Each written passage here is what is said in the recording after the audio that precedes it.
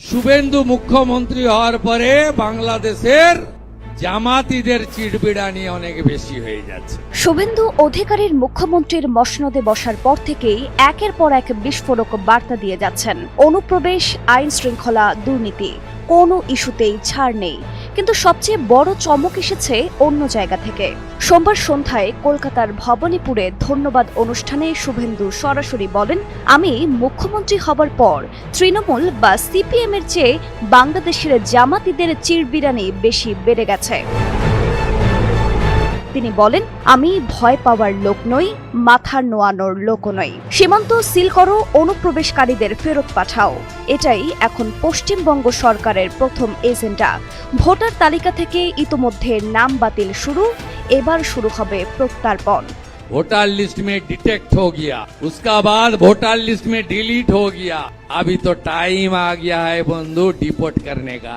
Park সার্কাসে পুলিশের ওপর ইট পাটকেল, গ্রেফতার 40 জন। আসানসোলে পুলিশ ফাঁড়িতে ভাঙচুর, শুভেন্দুর হুঁশিয়ারি, 200% ক্ষতিপূরণ আদায় করা হবে। পুলিশে হামলা, গুন্ডামি, সিন্ডিকেট রাজ, সব বন্ধ। নীতি একটাই, জিরো টলারেন্স। দ্বিতীয় ক্যাবিনেট বৈঠকেই ঐতিহাসিক সিদ্ধান্ত, ইমাম, মুয়াজ্জিম ও পুরোহিত ভাতা সম্পূর্ণ বন্ধ। সেই অর্থ এখন যাবে বিবেকানন্দ মেরিট স্কলারশিপে। হিন্দু, মুসলিম, শিখ, খ্রিস্টান সব ধর্মের মেধাবী শিক্ষার্থীদের জন্য। শুভেন্দুর বার্তা স্পষ্ট, তোষণের রাজনীতি এখানেই শেষ। সদ্য সমাপ্ত পশ্চিমবঙ্গ বিধানসভা নির্বাচনে ভবানীপুর ও নন্দীগ্রামে জয় পাওয়া শুভেন্দু অধিকারী ভবানীপুরে তৃণমূল নেত্রী মমতাকে হারানোর প্রসঙ্গ টেনে কটাক্ষ করেন। বলেন, মিত্র ইনস্টিটিউশনের 4টি বুথেই বিজেপি এগিয়েছিল। শুভেন্দুর ভাষায়, যে নিজের বুথেই জিততে পারেন না তাকে বাংলার মানুষ দরজা দেখিয়ে দিয়েছে। টাটা বাই বাই, খতম। যে নিজের বুথে জিততে পারে না তাকে দরজা দেখিয়ে দিয়েছে বাংলার মানুষ, যে আপনার রাজনৈতিক দিন শেষ, টাটা বাই বাই, খতম, পুরা খতম। অনুষ্ঠানে অভিষেক ব্যানার্জি সহ কয়েকজন তৃণমূল নেতার সম্পত্তির তদন্তরও ইঙ্গিত দেন শুভেন্দু। তার অভিযোগ, দীর্ঘদিন ধরে দুর্নীতি ও লুটপাট হয়েছে এবং ভবিষ্যতে এসবের বিরুদ্ধে আইনি ব্যবস্থা নেওয়া হবে। বলেন, দুর্নীতিবাজদের আইনি প্রক্রিয়ায় কারাগারে পাঠানো হবে। পশ্চিমবঙ্গের রাজনীতিতে এক নতুন অধ্যায়ের শুরু। প্রশ্ন একটাই, এই প্রতিশ্রুতি বাস্তবায়নের শুরুটা যেমন, শেষটাও কি তেমনই থাকবে? মধ্যপ্রাচ্যে বাড়তে থাকা উত্তেজনার মধ্যেই ইরানের ওপর সামরিক হামলার সিদ্ধান্ত আবারও স্থগিত করেছেন যুক্তরাষ্ট্রের প্রেসিডেন্ট ডোনাল্ড ট্রাম্প। তিনি জানিয়েছেন, মধ্যপ্রাচ্যের 3 গুরুত্বপূর্ণ মিত্র দেশের নেতাদের অনুরোধ এবং চলমান আলোচনায় অগ্রগতির কারণেই আপাতত হামলার পরিকল্পনা থেকে সরে এসেছে ওয়াশিংটন। সোমবার সামাজিক যোগাযোগ মাধ্যম ট্রুথ সোশ্যালে দেওয়া এক পোস্টে ট্রাম্প বলেন, তিনি মার্কিন সামরিক বাহিনীকে জানিয়েছেন যে মঙ্গলবার ইরানের উপর নির্ধারিত হামলা চালানো হবে না। তার দাবি, কাতারের আমির Sheikh Tamim bin Hamad Al Thani, Saudi আরবের যুবরাজ মোহাম্মদ বিন সালমান এবং সংযুক্ত আরব আমিরাতের president Mohammed bin Zayed Al Nahyan তাকে কিছু সময় অপেক্ষা করার অনুরোধ জানিয়েছেন।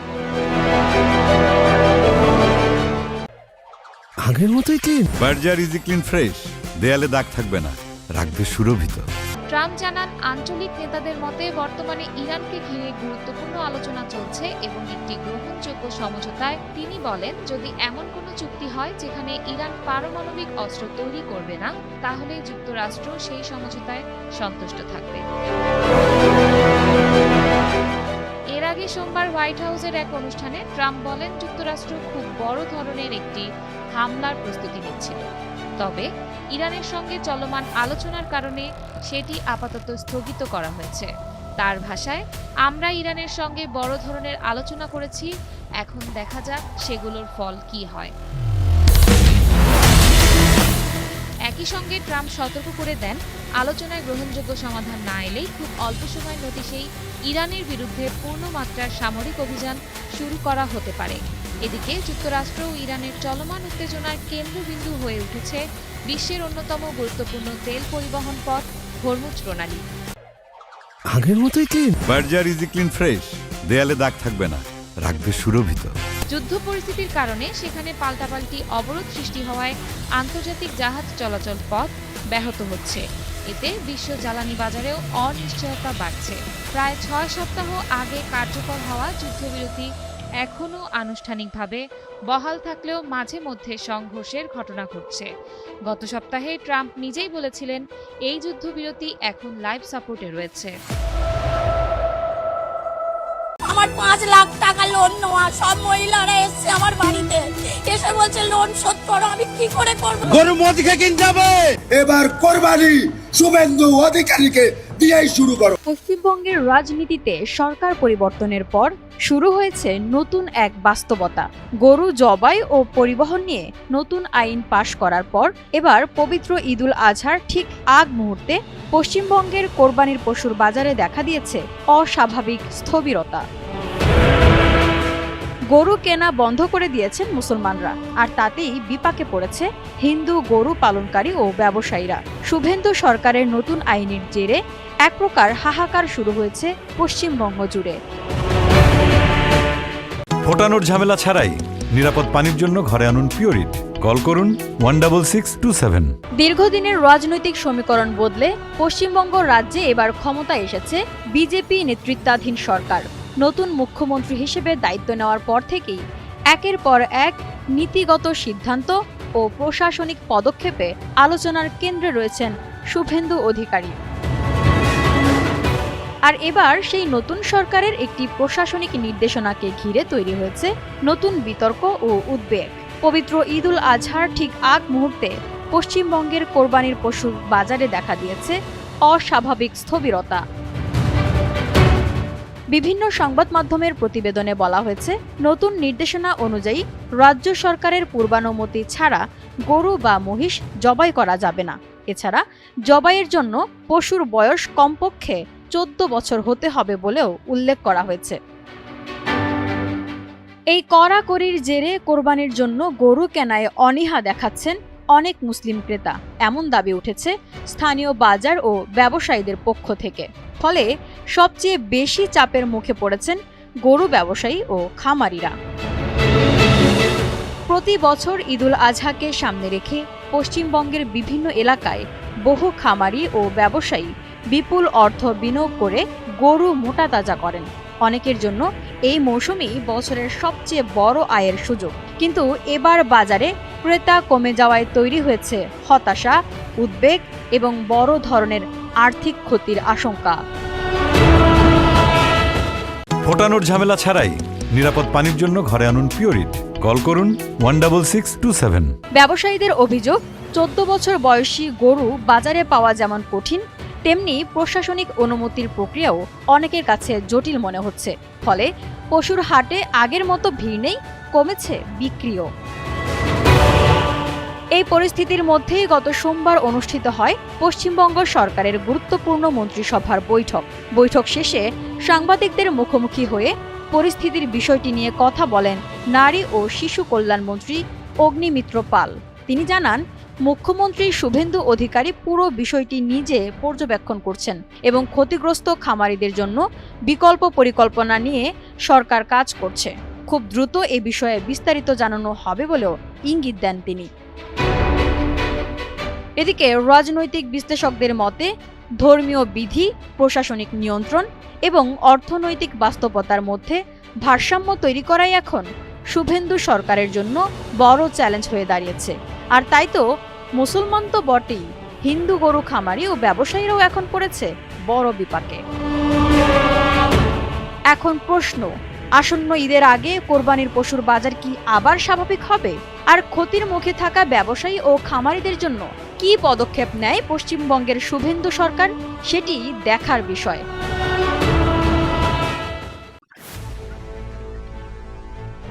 আন্তর্জাতিক জলসীমায় গাজাগামী মানবিক সহায়তা বহনকারী গ্লোবাল সমুদ ফ্লোটিলা আটক করাকে কেন্দ্র করে ইসরায়েলের বিরুদ্ধে তীব্র প্রতিক্রিয়া দেখা দিয়েছে।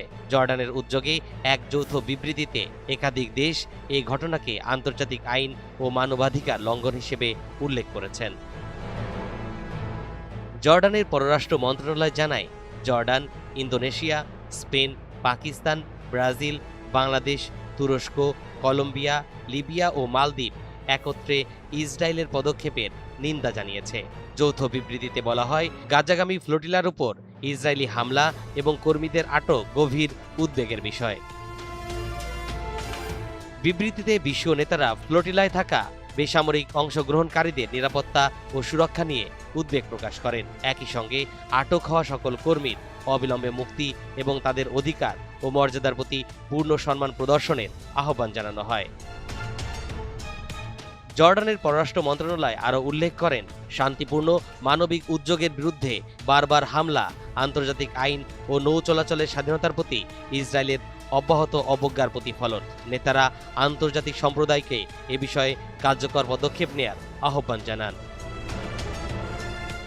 উল্লেখ্য, গত 18 মে ফিলিস্তিনে অবরুদ্ধ গাজার ভূখণ্ডের দিকে রওনা হওয়া একটি আন্তর্জাতিক ত্রাণবাহী নৌবহরে 39টি জাহাজ পূর্ব ভূমধ্য সাগরে আটকে দেয় ইসরায়েলি নৌবাহিনী। এতে বহরটির বহু জাহাজের যোগাযোগ বিচ্ছিন্ন এবং বহু অ্যাক্টিভিস্ট আটক হওয়ার খবর পাওয়া গেছে।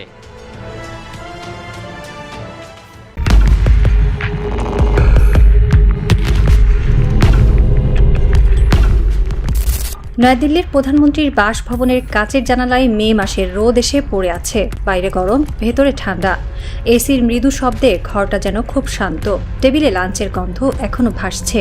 ডাল, রুটি, পনির, একটু জিরা। নরেন্দ্র মোদী কেদারায় শরীরটা এলিয়ে দিলেন, চোখ বন্ধ করলেন। দুপুরে একটু বিশ্রাম নেওয়ার বয়স হচ্ছে তার, কিন্তু রাষ্ট্রের হিসাব নিকাশে ডুবে থাকা মানুষের চোখ বন্ধ হলেই ঘুম আসে না। অনেক সময় চোখ বন্ধ হলেই বরং মানচিত্র খুলে যায়। সেই মানচিত্রে আজকের বাংলাদেশটা আলাদা রঙে জ্বলছে। একসময় ঢাকাকে বুঝতে দিল্লির খুব বেশি কষ্ট হতো না। সীমান্তের প্রশ্ন, পানির প্রশ্ন, বাণিজ্যের প্রশ্ন, নিরাপত্তার প্রশ্ন, সবকিছুতেই একটা পরিচিত ভাষা ছিল। সেই ভাষার কেন্দ্রবিন্দুতে ছিলেন শেখ হাসিনা। দিল্লির কাছে তিনি ছিলেন বিশ্বাসযোগ্য, দীর্ঘমেয়াদী, পরীক্ষিত। দক্ষিণের বদ্বীপটি তখন অনেকেই দেখত এক নরম উঠোনের মতো। পতাকা আছে, রাষ্ট্র আছে, সংসদ আছে, কিন্তু সিদ্ধান্তের বাতাস অনেক সময় উত্তর দিক থেকে বইত। কিন্তু রাজনীতি নদীর মতো, বাইরে থেকে শান্ত দেখালেও তলায় তলায় স্রোত বদলায়। 2024 সালের গণ অভ্যুত্থানের পর বাংলাদেশের রাজনৈতিক দৃশ্যপট বদলে গেছে। আর সেই বদলের সঙ্গে সঙ্গে ঢাকা দিল্লির সম্পর্কেও আগের উষ্ণতার জায়গায় এসেছে হিসাবি শীতলতা। ঠিক একই সময়ে ঢাকা ইসলামাবাদের সম্পর্কের পুরনো বরফ গলতে শুরু করেছে। জানুয়ারিতে রয়টার্সের প্রতিবেদনে বলা হয়েছিল, বাংলাদেশ ও পাকিস্তান JF-17 থান্ডার যুদ্ধবিমান বিক্রি সহ সম্ভাব্য প্রতিরক্ষা চুক্তি নিয়ে আলোচনা করছে। ওই আলোচনায় প্রশিক্ষণ বিমান ও সহায়ক ব্যবস্থার বিষয়ও উঠেছিল। মোদী হয়তো ভেবেছিলেন বাংলাদেশের সরকার বদলাবে, মুখ বদলাবে, কিন্তু ঢাকার নীতি আবার একসময় পুরনো নরমতায় ফিরে আসবে। ভারত বড় প্রতিবেশী, বাংলাদেশ ছোট। হিসেব শেষ পর্যন্ত সেই পুরনো জায়গায় গিয়েই দাঁড়াবে। কিন্তু এবার ঢাকার দিকে তাকালে তিনি দেখছেন হিসাব মিলছে না। পাকিস্তানের সঙ্গে সামরিক আলাপ বাড়ছে, বিমান বাহিনীর টেবিলে উঠছে JF-17। আর সবচেয়ে অস্বস্তির খবর, পাকিস্তান নাকি বাংলাদেশকে দিয়েছে JF-17 থান্ডার ব্লক 3 যুদ্ধ বিমানের পূর্ণাঙ্গ যুদ্ধ সিমুলেটর। ঘুম আর আসে না, কারণ সিমুলেটর কোনো খেলনা নয়, এটি যুদ্ধ বিমানের ছায়া। আসল বিমান আসার আগে পাইলটের মস্তিষ্কে যে বিমান তৈরি হয় তার নাম সিমুলেটর। আর দিল্লি জানে, যুদ্ধ শুরু হয় অনেক সময় আকাশে নয়, শুরু হয় প্রশিক্ষণ কক্ষে। ঢাকায় মে মাসের বিকেল অন্যরকম। রোদ থাকে, গরম থাকে, হঠাৎ বাতাস বদলায়, দূরে মেঘ জমে, তারপর কখনো বৃষ্টি নামে, কখনো শুধু বিদ্যুৎ চমকে আকাশকে সতর্ক করে রেখে যায়। বাংলাদেশের রাজনীতিও যেন সেই মে মাসের আকাশ। কিছুক্ষণ আগেও মনে হয় সব শান্ত, তারপর হঠাৎ বাতাসে অস্থিরতা। এই অস্থিরতার ভেতরে অনুষ্ঠিত হয় বাংলাদেশ ও পাকিস্তান বিমান বাহিনীর আনুষ্ঠানিক এয়ার স্টাফ টকস। পাকিস্তানের পক্ষ থেকে উচ্চ পর্যায়ের সামরিক প্রতিনিধির দল ঢাকায় আসে। নেতৃত্বে ছিলেন air vice marshal Aurangzeb Ahmed. সম্প্রতি প্রতিবেদনে তারা ঢাকা সফরকে বাংলাদেশ পাকিস্তান সামরিক যোগাযোগ বৃদ্ধির গুরুত্বপূর্ণ ইঙ্গিত হিসেবে দেখছে।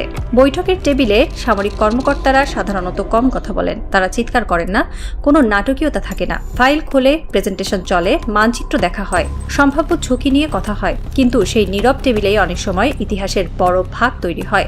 বাংলাদেশের বিমান বাহিনীর দীর্ঘদিন ধরে আধুনিক যুদ্ধ বিমানের খোঁজে। পুরনো প্ল্যাটফর্ম দিয়ে নতুন যুদ্ধের আকাশ ধরে রাখা যায় না।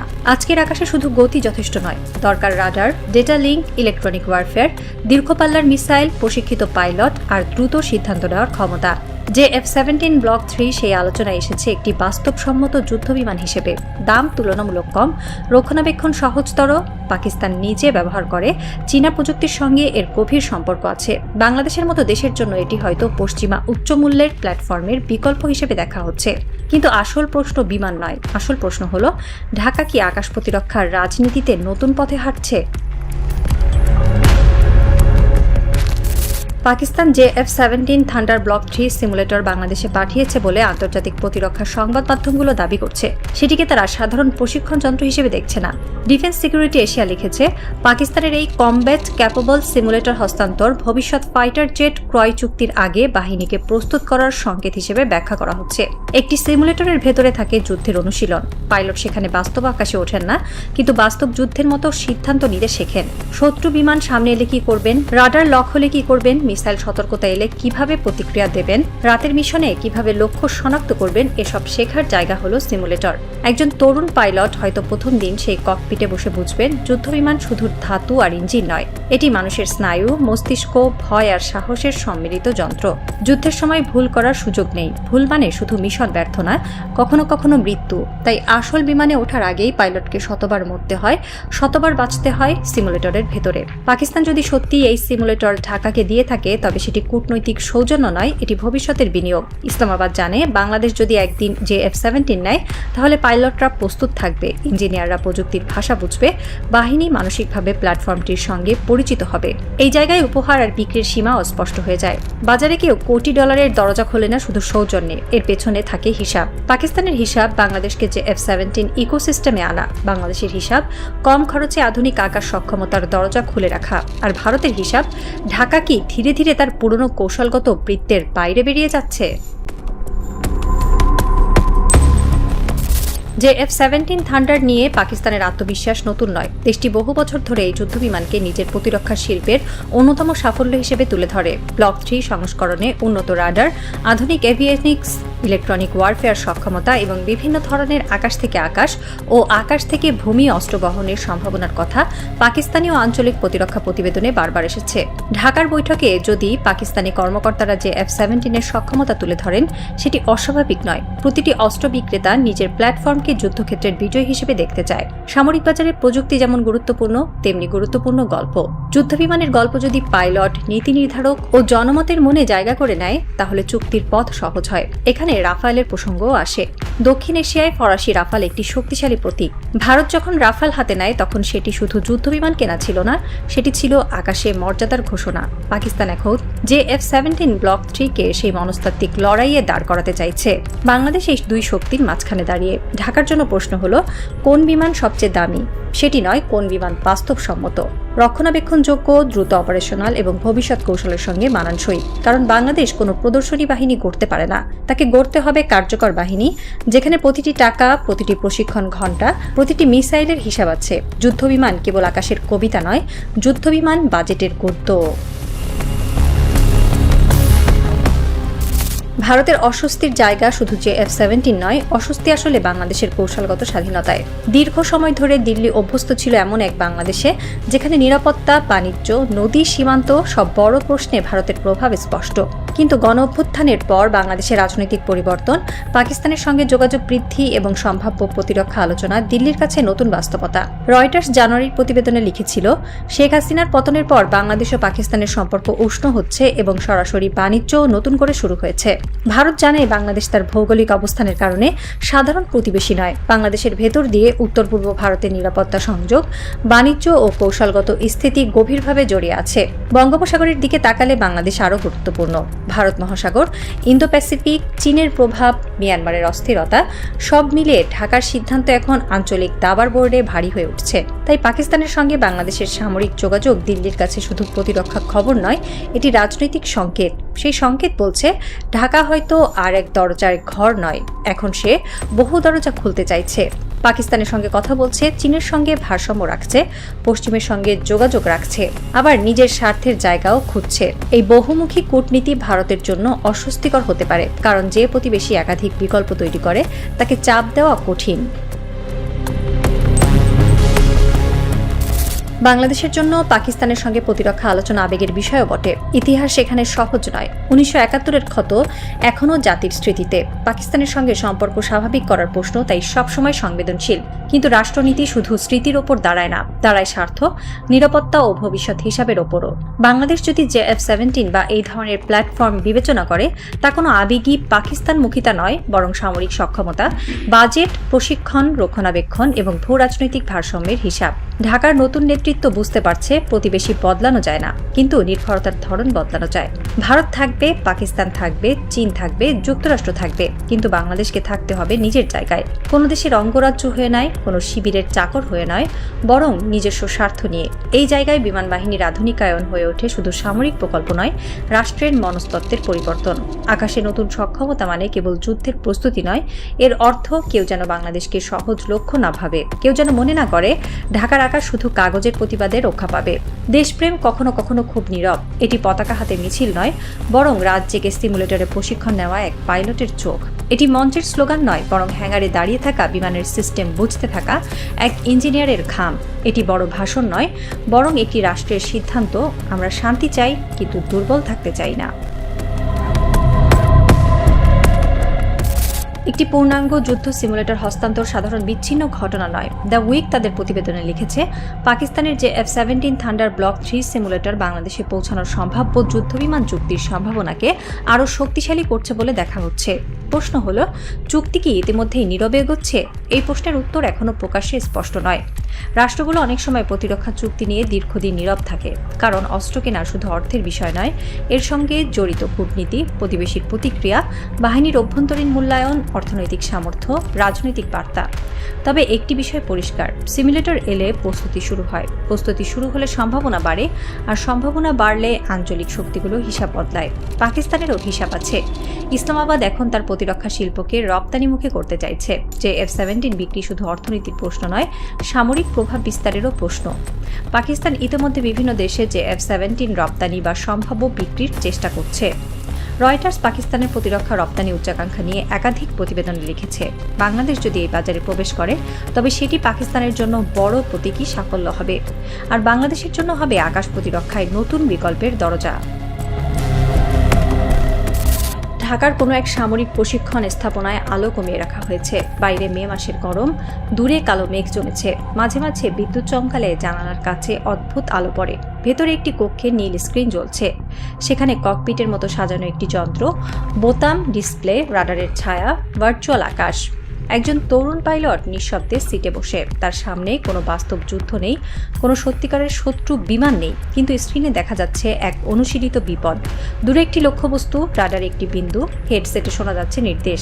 তার আঙুল ধীরে ধীরে কন্ট্রোলের ওপর নামে। এই মুহূর্তে দিল্লির কেউ হয়তো ঘুমাতে পারছে না, ইসলামাবাদের কোনো অফিসার হয়তো সন্তুষ্ট মুখে ফাইল বন্ধ করছেন, আর ঢাকায় এই পাইলট হয়তো বুঝতেই পারছে না তার এই রাতের অনুশীলন দক্ষিণ এশিয়ার রাজনীতির পাতায় কত বড় বাক্য লিখে ফেলছে। বাইরে বৃষ্টি শুরু হয়, প্রথমে টুপটাপ, তারপরে ঝমঝম করে। বাংলাদেশের রাত ভিজে ওঠে। পাইলটের সামনে স্ক্রিনের লাল বিন্দুটি আরও কাছে আসে। সে শ্বাস আটকে রাখে। তার মনে পড়ে মায়ের কথা, দেশের কথা, আকাশের কথা।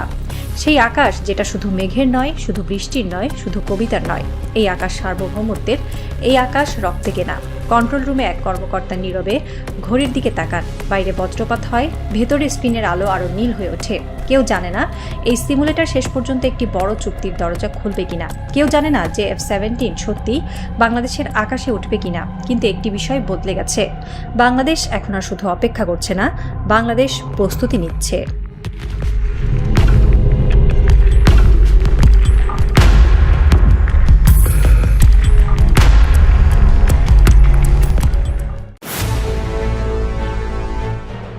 যুক্তরাষ্ট্রের প্রেসিডেন্ট ডোনাল্ড ট্রাম্প, ইসরায়েলের প্রধানমন্ত্রী বেনিয়ামিন নেতানিয়াহু এবং মার্কিন প্রতিরক্ষা বাহিনীর কেন্দ্রীয় কমান্ডের শীর্ষ কমান্ডার ব্র্যাড কুপারের মাথার দাম নির্ধারণ করেছে ইরানের ইসলামী প্রজাতন্ত্রী সরকার। ইরান ডোনাল্ড ট্রাম্প ও বেনিয়ামিন নেতানিয়াহুর মাথার দাম ঘোষণা নিয়ে আলোচনা করছে। দেশটির পার্লামেন্ট এমন একটি বিলের ওপর ভোট দিতে যাচ্ছে যেখানে যুক্তরাষ্ট্র ও ইসরায়েলের নেতাদের হত্যার বিনিময়ে পুরস্কার দেওয়ার প্রস্তাব রাখা হয়েছে। ফেব্রুয়ারিতে ইরানে চালানো হামলায় সর্বোচ্চ নেতা আলী খামেনি নিহত হবার পর এই উদ্যোগ নেওয়া হয়েছে বলে দাবি করা হয়।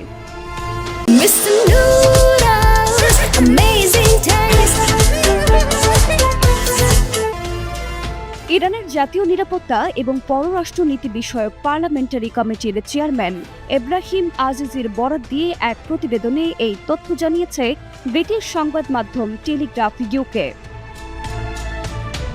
টেলিগ্রাফ ইউকেকে এব্রাহিম আজিজি জানিয়েছেন, ট্রাম্প, নেতানিয়াহু এবং কুপার ৩ জনের মাথার দাম নির্ধারণ করা হয়েছে ৫ কোটি ইউরো বা $৫,৮৩,৮৩,০০০। যে বা যারা এই ৩ জনকে নরকে পাঠাতে পারবে তারা হবেন এই পুরস্কারের হকদার। তবে এখনও এটি অনানুষ্ঠানিকভাবে ঘোষণা দেওয়ার পর্যায়ে আসেনি। পার্লামেন্টে counter action by military and security forces of the Islamic republic নামে একটি বিল তৈরি করা হচ্ছে। সেখানে সংবিধিবদ্ধভাবে এই পুরস্কারের ব্যাপারটি উল্লেখ করা হয়েছে।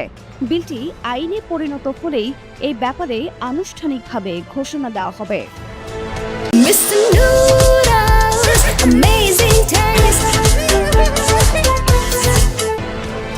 ইরানের সাবেক সর্বোচ্চ নেতা আয়াতুল্লাহ আলী খামেনির মৃত্যুর প্রতিশোধ নিতেই এই আইন প্রণয়নের উদ্যোগ নেওয়া হয়েছে বলে জানিয়েছেন এব্রাহিম আজিজি।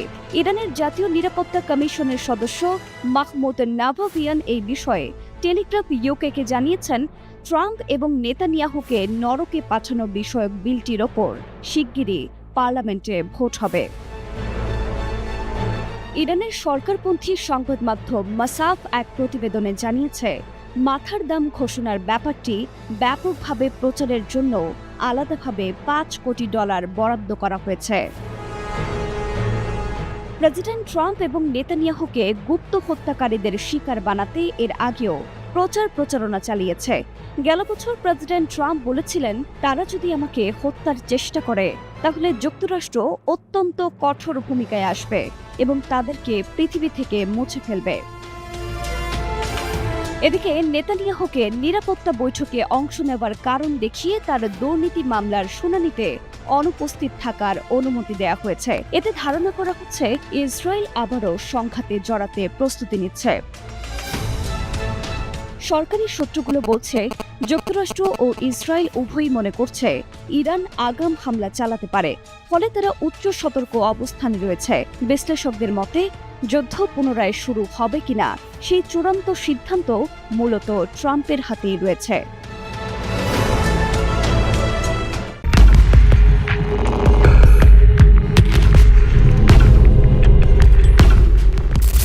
দুপুর 2:30 নয়াদিল্লির প্রধানমন্ত্রীর বাসভবনের কাচের জানালায় মে মাসের রোদ পড়ে চিকচিক করছে, বাইরে গরম, ভেতরে এসির ঠান্ডা।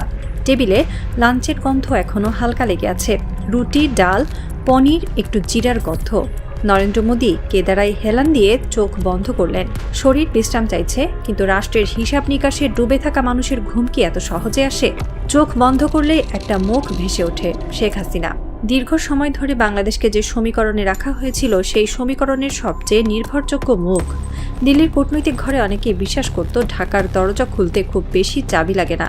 সীমান্তে চাপ, নদীর পানি, বাণিজ্যের হিসাব, নিরাপত্তার ভাষা সবকিছু এক ধরনের পরিচিত নরমতায় এগোবে।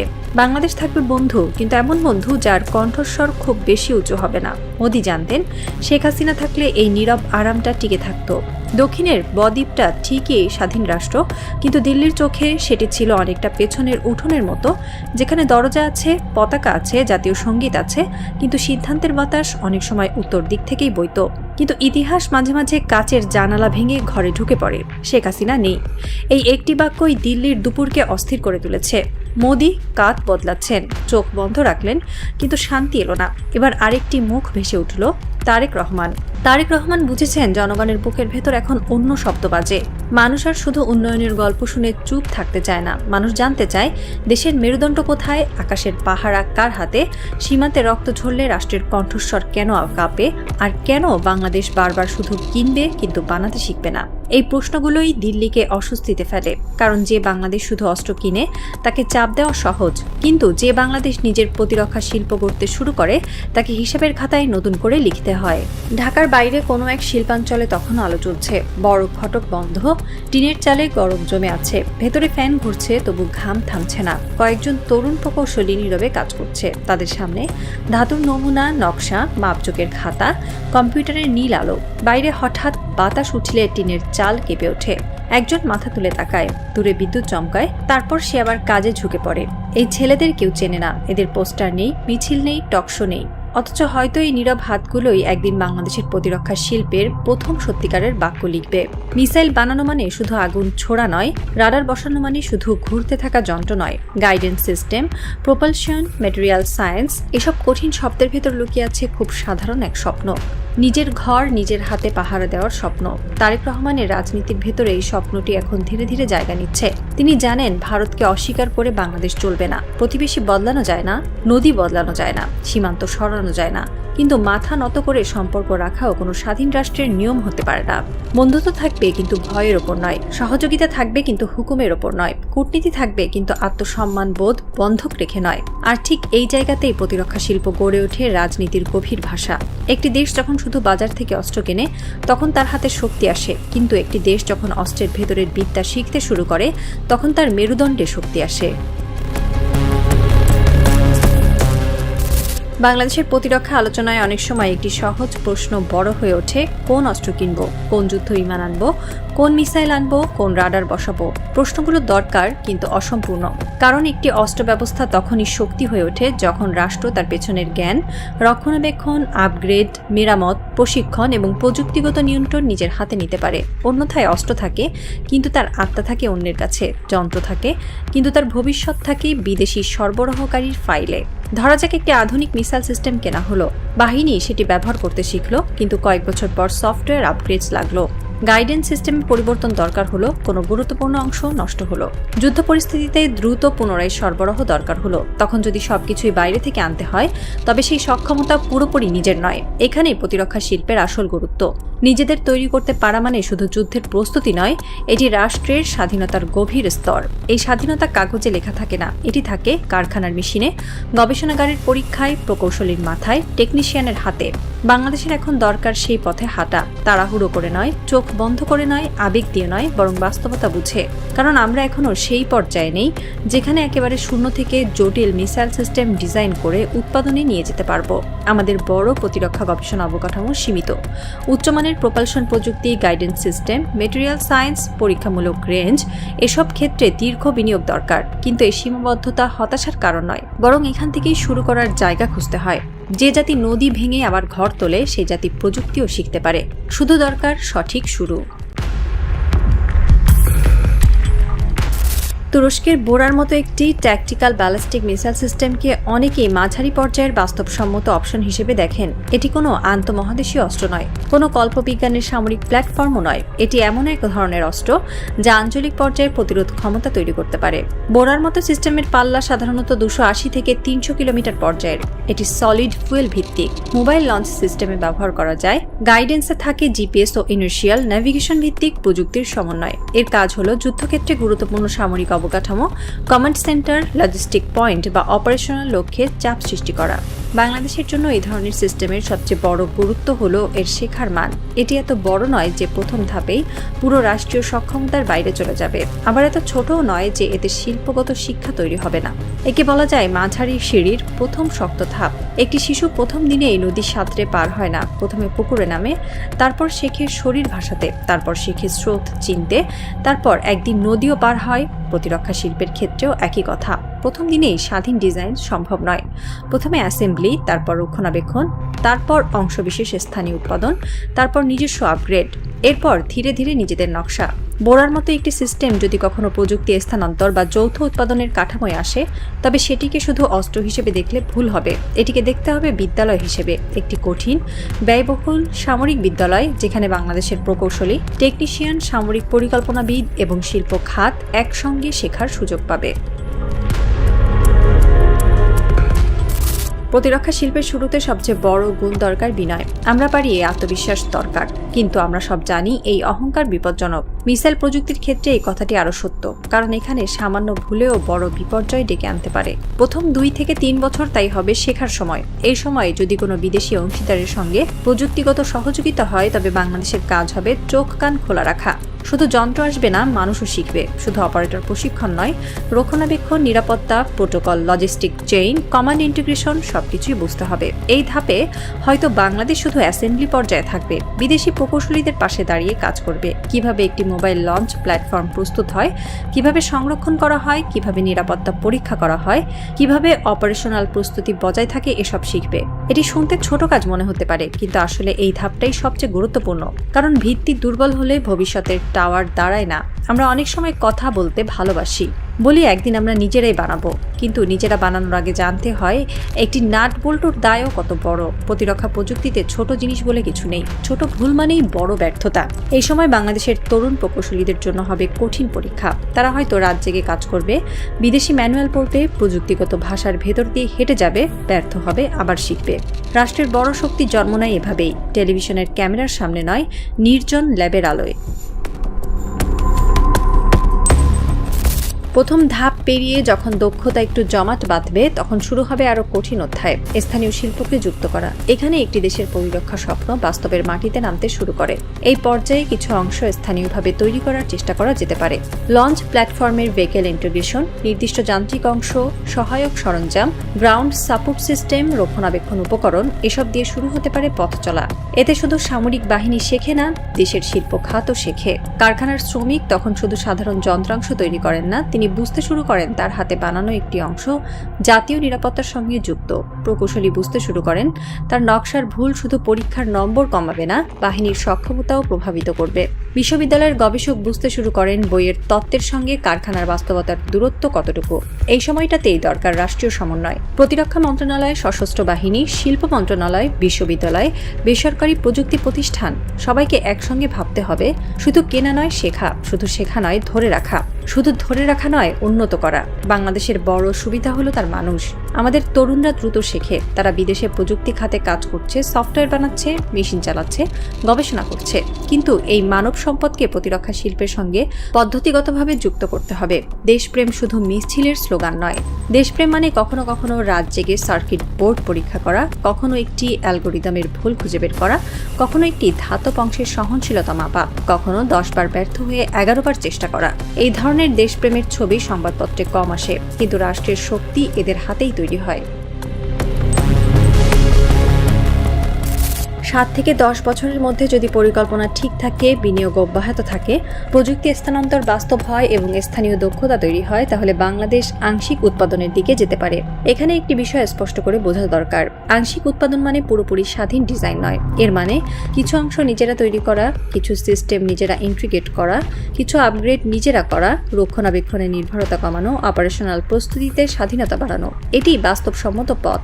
অনেকে ভাবেন লাইসেন্স উৎপাদন মানেই স্বাধীনতা, আসলে তা নয়। লাইসেন্স উৎপাদন অনেক সময় শুধু স্ক্রু টাইট করার ক্ষমতা দেয়, ডিজাইনের আত্মা দেয় না। তাই চুক্তির ভাষা, প্রযুক্তি স্থানান্তরের গভীরতা, স্থানীয় শিল্পের অংশগ্রহণ, প্রশিক্ষণের মান সবকিছু গুরুত্বপূর্ণ।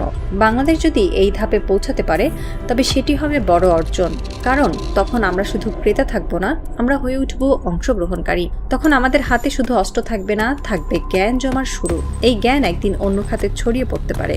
প্রতিরক্ষা প্রযুক্তির সঙ্গে জড়িয়ে থাকে material science, precision, manufacturing, electronics, software, sensor, যোগাযোগ ব্যবস্থা।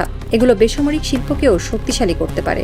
তুরস্ক, দক্ষিণ কোরিয়া, ইসরায়েল, যেসব দেশ প্রতিরক্ষা শিল্পে এগিয়েছে, তারা সবাই একদিন না একদিন ছোট করেই শুরু করেছিল। তাদেরও প্রথমে সব ছিল না, কিন্তু তারা থামেনি, তারা শিখেছে, ব্যর্থ হয়েছে, আবার দাঁড়িয়েছে। বাংলাদেশও পারে, যদি পরিকল্পনা কাগজে আটকে না থাকে। একটি মিসাইল সিস্টেমের সবচেয়ে দৃশ্যমান অংশ হলো তার লঞ্চ। আগুন বের হয়, ধোঁয়া ওঠে, আকাশে উঠে যায়, মানুষ তাকিয়ে থাকে। কিন্তু আসল যুদ্ধ সেই দৃশ্য নয়, আসল যুদ্ধ তার আগের দীর্ঘ প্রস্তুতিতে। প্রপালশন প্রযুক্তি ছাড়া মিসাইল এগোয় না, গাইডেন্স সিস্টেম ছাড়া নির্ভুলতা আসে না, ম্যাটেরিয়াল সায়েন্স ছাড়া উচ্চ তাপ, গতি, চাপ সহ্য করা যায় না, পরীক্ষামূলক অবকাঠামো ছাড়া নিরাপত্তা নিশ্চিত হয় না, প্রশিক্ষিত প্রকৌশলী ছাড়া সবকিছুই কাগজে থাকে। তাই প্রতিরক্ষা শিল্প গড়ার কথা বললে শুধু একটি অস্ত্রের নাম বললে হবে না, বলতে হবে গবেষণাগারের কথা, বলতে হবে বিশ্ববিদ্যালয়ের কথা, বলতে হবে দীর্ঘমেয়াদী বাজেটের কথা, বলতে হবে ব্যর্থ পরীক্ষা লুকিয়ে না রেখে সেখান থেকে শেখার সংস্কৃতির কথা। বাংলাদেশে এই জায়গাটাই সবচেয়ে বড় চ্যালেঞ্জ। আমরা অনেক সময় প্রকল্প শুরু করি কিন্তু ধারাবাহিকতা রাখতে পারি না। সরকার বদলায়, অগ্রাধিকার বদলায়, ফাইল বদলায়, মানুষ বদলায়, কিন্তু প্রতিরক্ষা শিল্প এমন খাত যেখানে 10 বছরের পরিকল্পনা মাঝ পথে বদলালে ফল আসে না। এটি ধানের চারা নয় যে 3 মাসই ফসল মিলবে, এটি বট গাছ। শিকড় নামাতে সময় লাগে, কিন্তু একবার দাঁড়িয়ে গেলে ছায়া দেয় প্রজন্মের পর প্রজন্ম। এই জায়গায় রাষ্ট্রকে ধৈর্যশীল হতে হবে, জনগণকেও বুঝতে হবে প্রতিরক্ষা শিল্পের সাফল্য রাতারাতি আসে না। আজ বিনিয়োগ করলে কাল ফল নাও আসতে পারে, কিন্তু 10 বছর পর যে রাষ্ট্র দাঁড়াবে সে হবে অনেক বেশি আত্মবিশ্বাসী। বাংলাদেশের চারপাশের ভূরাজনীতি সহজ নয়। বঙ্গোপসাগর এখন শুধু নীল জলরাশি নয়, এটি বাণিজ্য পথ, জ্বালানি, সামুদ্রিক সম্পদ, সামরিক কৌশল, ইন্দো প্যাসিফিক রাজনীতির অংশ। পূর্ব সীমান্তে অস্থিরতা আছে, আঞ্চলিক শক্তির প্রতিযোগিতা আছে, বড় শক্তির প্রভাব খেলা আছে। এই বাস্তবতায় বাংলাদেশের দরকার শান্তিপূর্ণ কিন্তু শক্তিশালী অবস্থান। শক্তিশালী অবস্থান মানে যুদ্ধ চাওয়া নয়, শক্তিশালী অবস্থান মানে কেউ যেন বাংলাদেশকে সহজে চাপ দিতে না পারে, কেউ যেন ভাবতে না পারে এই দেশ শুধু বিবৃতি দেবে, প্রতিরোধ করবে না, কেউ যেন হিসাব করার সময় বোঝে বাংলাদেশ ছোট নয়, দুর্বলও নয়। নিজস্ব প্রতিরক্ষা শিল্পই আত্মবিশ্বাসের মূল, কারণ বিদেশি অস্ত্র কেনা যায় কিন্তু বিদেশি আত্মবিশ্বাস কেনা যায় না। আত্মবিশ্বাস তৈরি হয় নিজের সক্ষমতা থেকে, নিজের হাতে কিছু বানাতে পারার গর্ব থেকে, নিজের প্রকৌশলীর উপর বিশ্বাস থেকে, নিজের কারখানার শব্দ থেকে। যেদিন বাংলাদেশের কোনো তরুণ প্রকৌশলী বলবে এই অংশটা আমরা বানিয়েছি, সেই দিন জাতীয় পতাকার রং একটু গভীর হবে। যেদিন কোনো সামরিক কর্মকর্তা বলবেন এই সিস্টেমের আপগ্রেড আমাদের দল করেছে, সেদিন রাষ্ট্রের মেরুদণ্ড একটু সোজা হবে। প্রতিরক্ষা শিল্প তাই শুধু সেনাবাহিনীর বিষয় নয়, এটি জাতীয় মর্যাদার বিষয়। বোর্ডার মতো একটি সিস্টেমকে যদি বাংলাদেশ কখনো বিবেচনা করে তাহলে সেটিকে শুধু যুদ্ধাস্ত্র হিসেবে দেখলে ভুল হবে। এটি হতে পারে প্রতিরক্ষা শিল্পে প্রবেশের একটি পাঠশালা। এই পাঠশালায় প্রথম পাঠ হবে শৃঙ্খলা, দ্বিতীয় পাঠ প্রযুক্তি, তৃতীয় পাঠ রক্ষণাবেক্ষণ, চতুর্থ পাঠ স্থানীয় উৎপাদন, পঞ্চম পাঠ স্বাধীনতার সীমা বোঝা, আর শেষ পাঠ হবে নিজেদের ডিজাইন করার দীর্ঘ স্বপ্ন। বাংলাদেশের উচিত হবে এমন কোনো পথ বেছে নেওয়া যেখানে শুধু পণ্য এনে গুদামে রাখা হবে না, বরং প্রতিটি ধাপে জ্ঞান হস্তান্তর নিশ্চিত করা হবে। প্রকৌশলীরা যাবে, শিখবে, ফিরে এসে শেখাবে। বিশ্ববিদ্যালয় যুক্ত হবে, গবেষণা প্রতিষ্ঠান যুক্ত হবে, শিল্প খাত যুক্ত হবে। এটি সহজ নয়। অনেক দেশ প্রযুক্তি দিতে চায় না, অনেক চুক্তিতে সীমাবদ্ধতা থাকে, অনেক সময় সরবরাহকারী দেশ নিজস্ব নিয়ন্ত্রণ ধরে রাখতে চায়। তাই কূটনীতিও এখানে গুরুত্বপূর্ণ। শুধু সামরিক দর কষাকষি নয়, প্রযুক্তি দর কষাকষি করতে হবে। বাংলাদেশকে বলতে হবে আমরা শুধু ক্রেতা হতে চাই না, অংশীদার হতে চাই। এই বাক্যটাই ভবিষ্যতের দরজা খুলতে পারে। ধরা যাক 10 বছর কেটে গেছে, ভোরের আলো পড়ছে বাংলাদেশের কোনো এক প্রতিরক্ষা শিল্প কমপ্লেক্সে। বাইরে লাল সবুজ পতাকা উঠছে, ভেতরে মেশিন চলছে, তরুণ প্রকৌশলীরা নীরবে কাজ করছে, কেউ ডেটা দেখছে, কেউ পরীক্ষা করছে, কেউ আবার একটি যন্ত্রাংশ হাতে নিয়ে মাপ মিলাচ্ছে।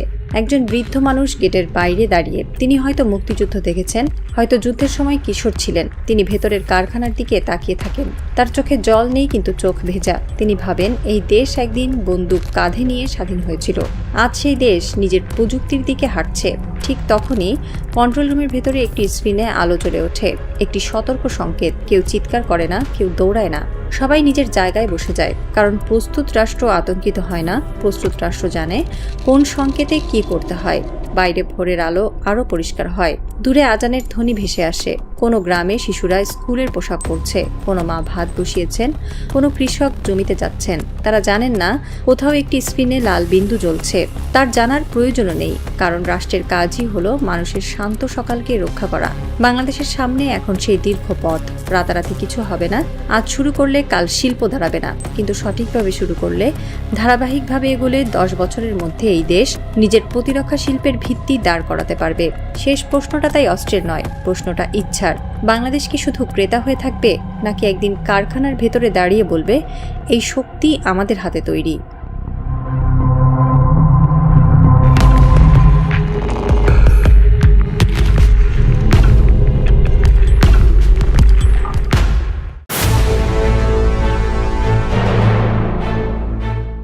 বিশ্ব রাজনীতিতে এক রহস্যজনক অধ্যায়ের সূচনা হয়েছে, আর তার কেন্দ্রবিন্দুতে আছে চীন। পেছন থেকে কলকাঠি নাড়ছেন বেইজিংয়ের সর্বাধিনায়ক শি জিনপিং।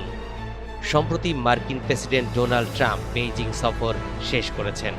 তবে তার সফর শেষ না হতেই রুশ প্রেসিডেন্ট ভ্লাদিমির পুতিন চীন সফরে যাচ্ছেন। 19 মে মঙ্গলবার সন্ধ্যায় বেইজিং পৌঁছাবেন তিনি।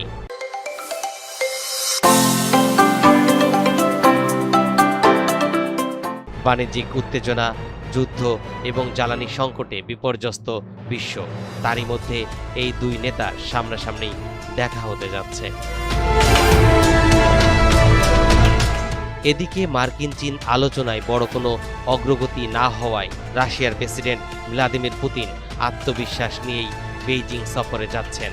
একই সময়ে পরপর দুইজন বড় বিশ্ব নেতার সফর আয়োজন করে চীনও তার কূটনৈতিক প্রভাব এবং শক্তি দেখাচ্ছেন। গত সপ্তাহে মার্কিন প্রেসিডেন্ট ডোনাল্ড ট্রাম্প চীন সফর করেন এবং শি জিনপিং এর সঙ্গে বৈঠক করেন।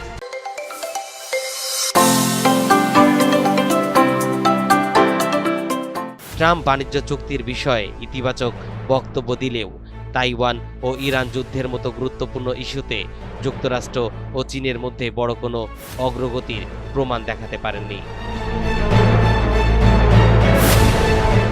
বিশ্লেষকদের মতে এই পরিস্থিতি রাশিয়ার জন্য ইতিবাচক, কারণ এতে বোঝা যাচ্ছে চীন এখনও রাশিয়ার সঙ্গে ঘনিষ্ঠ সম্পর্ক বজায় রেখেছে এবং পশ্চিমা চাপের কারণে মস্কো থেকে দূরে সরে যাওয়ার কোনো ইচ্ছেও বেইজিংয়ের নেই। বিশ্লেষকরা আরও বলছেন, বুধবারের শি পুতিন বৈঠকের গুরুত্ব শুধু আনুষ্ঠানিকতার মধ্যে সীমাবদ্ধ নয়, এর পেছনে বড় ভূরাজনৈতিক বার্তাও রয়েছে। একই সঙ্গে চীন ধীরে ধীরে এমন একটি বৈশ্বিক শক্তি হিসেবে নিজেকে প্রতিষ্ঠা করছে যারা নিজেদেরকে বিশ্ব ব্যবস্থার কেন্দ্রে গুরুত্বপূর্ণ ভূমিকা পালনের লক্ষ্যে গড়ে তুলছে। তরিকুল ইসলাম, এনটিভি অনলাইন।